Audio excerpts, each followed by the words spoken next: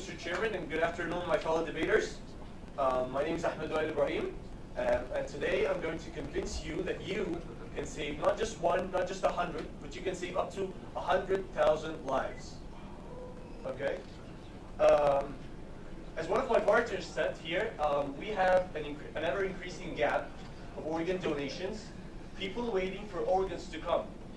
In the US currently, as we speak, there are 100,000 patients waiting in the hospitals by their bed for their doctor to call and say, hey, it's your lucky day. We found a donor. But only 14,000 of these people will actually get that call. And the rest, they have to wait in their beds with their fate uncertain. And actually, 4,000 of these people die each month. Okay. I would like to bring light upon a very important point that the opposition team has spoken of as well. Most of us are familiar with the term known as organ trafficking. What is organ trafficking? For those who don't know, organ trafficking is the buying and selling of organs in the black market. Okay, and it generates a revenue of about $1.6 billion each year. Now, that's a lot of money, ladies and gentlemen. $1.6 billion. A kidney on the black market can cost up to $200,000. That's 1.4 million Egyptian pounds. Now, if you were up to me, I would sell my kidney. I can live with one kidney. I'd be the richest person in the room. I bet the richest person here doesn't have more than 200 pounds in their pocket right now. Okay? Point information? No, thank you. So what we have here is a gap, okay? We're looking at a gap, we're looking at a very grave issue. We're looking at a huge gap, hundreds of thousands of people that we are trying to save, that you are trying to save, okay? But when you ask, how is denying non-donors organ donation going to save 100,000 people? The answer is by increasing the number of organs available. You're encouraging everyone to become a donor. You're encouraging yourself. I'm encouraging myself. I'm encouraging everybody to be a donor. That means we're going to have more organs. And when we have more organs, there's going to be less demand for organs and less people. Point of information. Less people, thank you. Less people are going to turn to the black market for organs. Okay? Who of us has $200 million, 1.4 million pounds to buy a kidney? And I'm just talking about a kidney. A heart is $300,000 worth on the black market.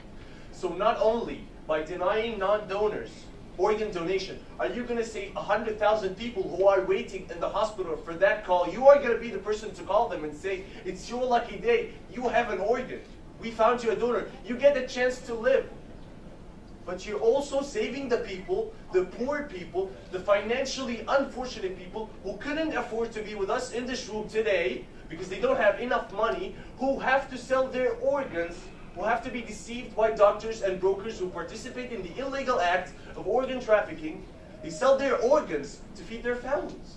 So you're not only saving one life, you're saving two. So you have to think about that. Another point, which is very important and the opposition team might refer to, is equality. We are not giving priority. We are not prioritizing donors over non-donors. We're doing the exact opposite. You are doing the exact opposite. You are equalizing between the rich and the poor. You are equalizing between those who can afford the $200,000 and buy a kidney and those who can't. Because the list is going to be shorter because everyone is going to get an organ. That's something I'll leave you to think about.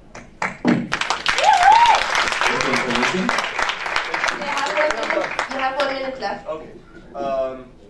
Finally, I would like to say that organs shouldn't be a leverage, okay? Life shouldn't be a leverage. It shouldn't be a luxury, okay? Life is not something to give or take for the right price, okay? We are equalizing between the rich and the poor, and we are saving millions of lives, literally millions of lives. Thank you very much, and I hope you can help us save all those lives.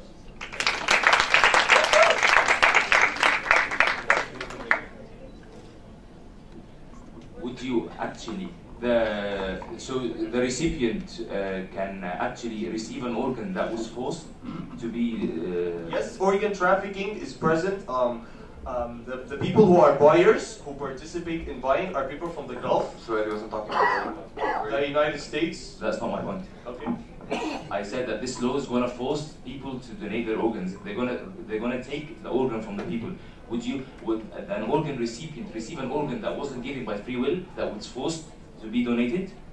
The person is not going to donate the organ against their free will. The person who is declared by doctors brain dead, who is no longer living among us, instead of their organ getting eaten by worms in the sand or getting cremated in some cases and thrown as ashes into the sea or into a liver, these organs are going to be used to save other people's lives. Okay, one person can save up to 57 people by donating their organs. Thank you.